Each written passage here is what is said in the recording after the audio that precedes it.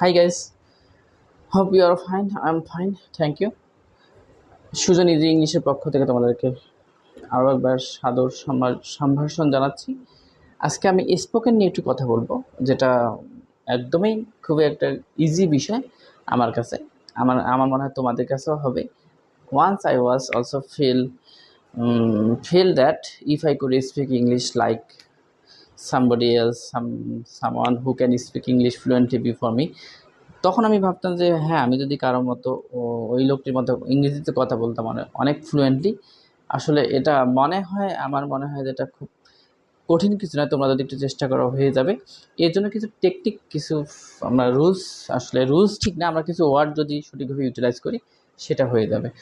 I for আমি, we for আমরা, you for তুমি, যেভাবে আমরা ছোটোবেলায় পড়েছি A for apple, B for bat, এভাবেই পড়বো।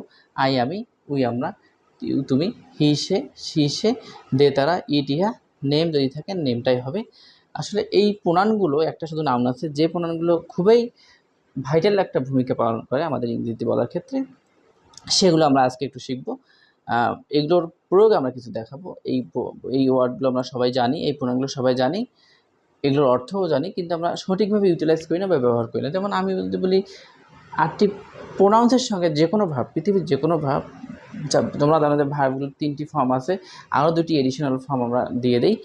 আসলে যে কোনো ভার্ব, ডু একটা আমরা কমন ভার্ব নিলাম, আমি করি, এটার ইংরেজি আসলে খুব সহজ, আমি জানি, তোমরা সবাই পাবা। তারপর আমি একটু শেয়ার করতেছি তোমাদের সঙ্গে, তোমরা জানো আরও টেকনিকগুলো অবলম্বন করে ইংরেজিতে ভালো দখল অর্জন করতে পারো। আমি করি অর্থাৎ আই ডু, আমরা করি উই ডু, তুমি করো ইউ ডু, আবার সে করে একইভাবে কি তুমি হিডু বলবা? আমার সঙ্গে একটু বলো, হিডু বলা যাবে কি নাকি না বলা যাবে না? তাহলে আমি এখানে হিডু বললে যদি বলে দেই বা হিডু লিখিও, সেটা ভুল হয়ে যাবে, তাই তো? আমি তাহলে এটা কী লিখবো তোমরা একটু আমার সঙ্গে কমেন্ট করে জানাবা। আমি এটা উত্তরটা দিয়ে দিলাম, হি ডাজ। কেন ডাজ সেটা আমরা আসতেছি। একইভাবে সি এর সঙ্গেও, যেহেতু পুংবাচক স্ত্রীবাচক আমি দিয়েছি এখানে, সি এর সঙ্গে হয়ে যাবে ডাজ, সে করে, করা সবই এখানে ডু মানে করা আমরা জানি, সে করে তাহলে হি ডাজ হবে, শি ডাজ সে করে।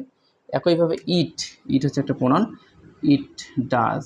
এখানে আমি একটা নিচে নাউন দিয়েছি, ধরো যে জাবিদ, একটা নাম জাবিদ করে, তো জাবিদ ডাজ।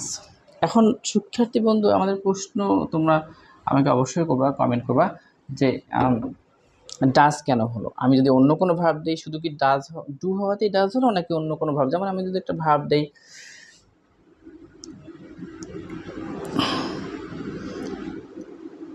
ব, বু ব্রাশ, হি ব্রাশ, ব্রাশ টিথ ব্রাশ করি আমরা, যেটা টুথ ব্রাশ করি সেটা আসলে এখানে আমরা ব্রাশ দিয়েছি, হি ব্রাশ। তাহলে একইভাবে এখানেও কি ব্রাশের সঙ্গে ইয়েস হবে? আমি তো লিখেই ফেলছি, তোমরা আমার সঙ্গে একমত হও। এখানেও একইভাবে ব্রাশের সঙ্গে ইয়েস হবে, ব্রাশেস, সি ব্রাশেস। তাহলে আমি এটার জন্য কিছু ব্যাখ্যা দিয়ে দেবো যে আসলে কখন কখন আমরা ইয়েস দিব, কখন কখন ইয়েস দেব না। খুবই simple answer, he she it name, এই 4টি পার্সন এখানে দেওয়া আছে। 4টি আসলে নাম বুঝতে অনেক কিছু নাম হবে, যে কোনো নামকেই নাউন বলা হয়, সেটা তো আছে। হি মানে সে মানে সে, ইট মানে হিয়া, নেম মানে যে কোনো নাম। এই 3-4টি পার্সন, যেমন আমি যদি মাই ফাদারও একজন নাম বোঝাচ্ছে একজনের, আমার বাবা, মাই মাদার যদি বলি, মাই গ্র্যান্ডফাদার বলি যদি, এখানেও কারো না কারো নাম বোঝাচ্ছে। এই জন্য হি সি ইট এবং নাম, যে কোনো নাম বাদে বাকি সবগুলো অন্য বিষয়। হি সি ইট ও নাম বোঝালে এরপর যত ভার্ব থাকবে তার সঙ্গে এস বি এস আমাদের মাস্ট বি করতেই হবে। এখন কখন এস কখন ইয়েস সেটা নিয়ে আমি পরবর্তীতে আসতেছি। এটা আমরা আপাতত জেনে নিই যে আমি করি, আবার বলো আমার সঙ্গে, আমি করি। এরপর তুমি যদি কিছু লাগাতেও চাও, এরপর এক্সটেনশন বা অবজেক্ট যদি লাগাতে চাও তাও করা সম্ভব, ইজিলি করা যাবে। কারণ আই ডু দ্য ওয়ার্ক, আমি অবজেক্ট দিলাম, আমি কাজটি করি, আমরা কাজটি করি, তাহলে উই ডু দ্য ওয়ার্ক। তুমি কাজটি করো, ইউ ডু দ্য ওয়ার্ক। এখানে এটা অবজেক্ট হচ্ছে দ্য ওয়ার্ক, সে কাজটি করে, he does the work. Say brush করে, আসলে হি ব্রাশেস, শুধু বলি যদি সে ব্রাশ করে, হি ব্রাশেস হিজ টিথ, সে তার দাঁত ব্রাশ করে। Teeth every day in the morning, আমরা বাক্য এভাবে বড় করা শিখবো। সে তার দাঁত সকালে ব্রাশ করে বা রাতেও করে, she brushes his teeth in the morning. এইভাবে আসলে আমাদের ভার্বগুলোর সঙ্গে যুক্ত করতে হবে। আশা করি সুপ্রিয় বন্ধুরা তোমরা এটা ভালো করে বুঝেছো, কখন এস করতে হবে, কখন ইয়েস করতে হবে, বা কখন কখন ভার্বের শেষে এস বা এস করতে হবে। এটা খুবই গুরুত্বপূর্ণ একটা বিষয়, এটা আমাদের অনেক ভুল হয়ে থাকে পরীক্ষা। আর অবশ্যই আমার ক্লাসটা যদি ভালো লাগে তোমরা অবশ্যই একটু তোমার বন্ধুদের সঙ্গে শেয়ার করবা, তাদেরকে একটু বলবা ক্লাসের বিষয়।